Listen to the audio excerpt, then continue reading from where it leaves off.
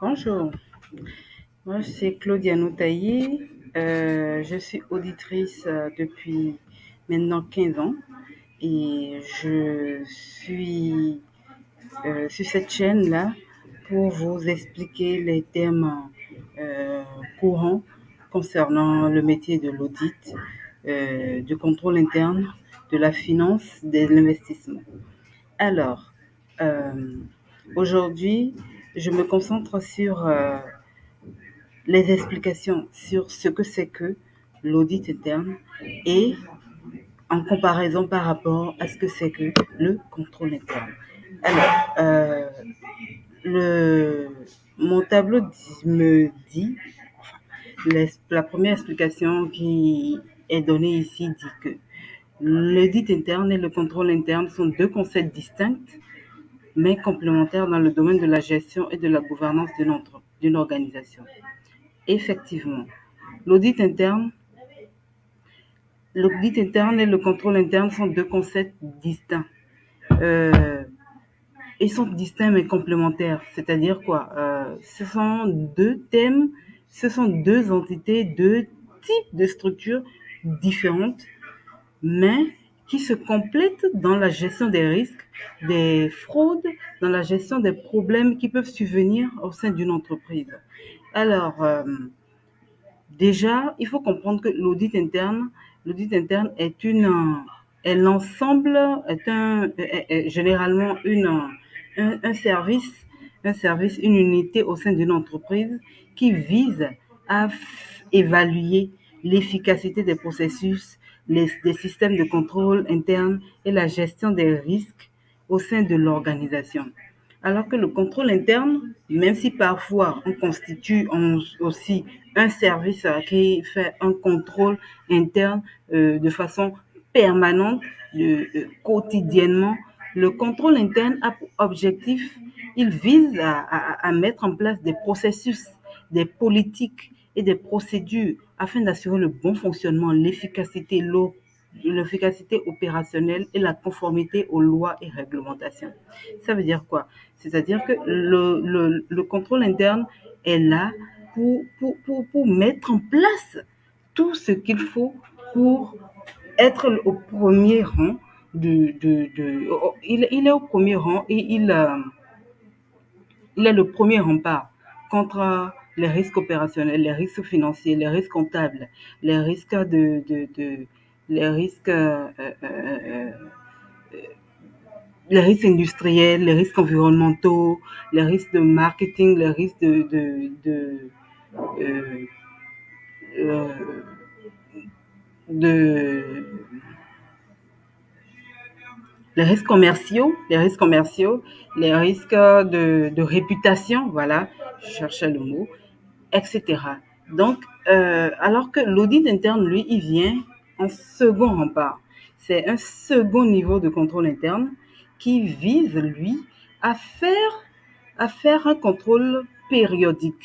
Il vérifie de façon périodique, suivant son planning, qu'est-ce qui a été fait, qu'est-ce qui devrait avoir été fait et qu'est-ce qui aurait dû être fait.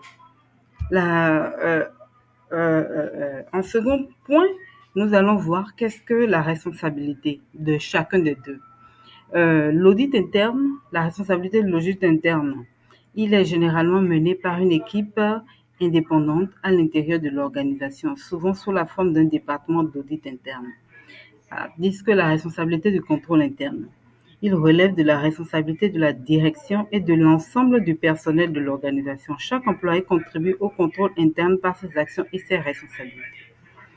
Effectivement, quand on parle de contrôle interne, c'est tout le personnel, c'est tout le monde.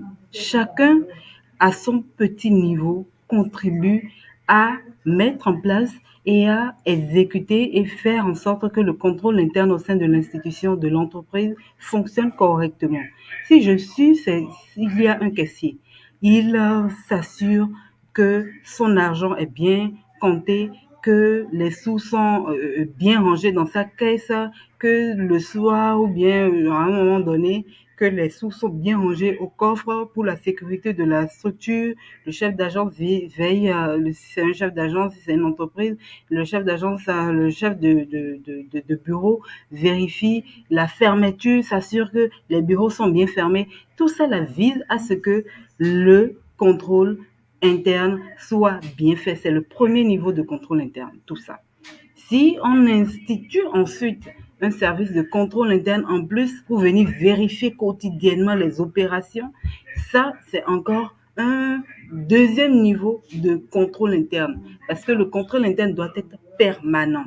Tandis que l'audit interne, lui, c'est une équipe indépendante. D'abord, normalement, ils doivent rencontrer au conseil d'administration et leur travail, c'est de venir voir si ce qui devrait être fait a été fait. Voilà. La fréquence. L'audit interne. La fréquence, ces auditeurs internes peuvent être réalisés de manière régulière pour s'assurer que les normes et les politiques internes sont respectées. Tandis que pour le contrôle interne, on parle de continuité. C'est un contrôle permanent. C'est continu. On ne doit pas s'arrêter, on ne doit pas planifier, on ne doit pas, non. À tout moment, on doit pouvoir aller vérifier ce qui se fait. À tout moment, c'est vérifié, étant donné d'ailleurs que c'est tout l'ensemble du personnel qui fait et chacun à son niveau s'assure de cela. Si je suis responsable commercial, je dois m'assurer que la marque à tous les niveaux se porte bien, la bonne image de l'entreprise partout où les gens se trouvent, etc., à l'intérieur comme à l'extérieur de l'entreprise, etc., etc. C'est un travail continu. C'est ça le contrôle interne. L'ensemble des systèmes des processus qui ont été mis en place pour que ça puisse se faire. Le contrôle interne est un processus continu et intégré dans les opérations quotidiennes de l'organisation, visant à minimiser les risques et à assurer la fiabilité des rapports financiers. Alors, le focus de l'audit interne. L'audit interne se concentre sur l'évaluation de la conformité, la gestion des risques, l'efficacité opérationnelle et la gouvernance.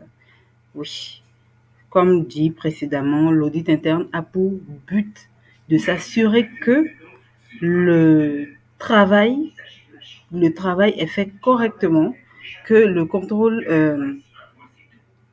que les règles et procédures, qu'elles soient internes, qu'elles soient externes, que les procédures, les normes internationales sont respectées, les normes qui s'imposent à l'institution sont respectées et que tout se passe bien. Alors que le contrôle interne, lui, se concentre sur la prévention des erreurs, des fraudes et la préservation des actifs de l'organisation. Étant donné que c'est c'est la chasse gardée par tout le monde à la fois, évidemment, c'est pour prévenir les fraudes, c'est pour prévenir les erreurs de l'entreprise. Tout problème qu'il y a au sein de l'entreprise, c'est d'abord le contrôle interne. Parce que tout ce qui se passe, s'il y a un problème au niveau de la caisse, on viendra demander à la caisse comment ça s'est passé, qu'est-ce qui s'est passé pour que tel problème se pose. Comment est-ce que les dispositions, les procédures qui ont été mises en place pour que les choses, des difficultés ou bien des problèmes ne se posent pas, arrivent. Si c'est à la comptabilité que des écritures ont été passées frauduleusement, on viendra voir comment est-ce que les écritures ont été validées dans le système. Comment est-ce que les pièces comptables ont été traitées. Vous voyez, si c'est une fraude au niveau de la finance ou bien des financiers et investissements, on va s'assurer de voir est-ce que toutes les validations ont été obtenues pour pouvoir faire cela. C'est de ça qu'il s'agit. C'est un travail quotidien.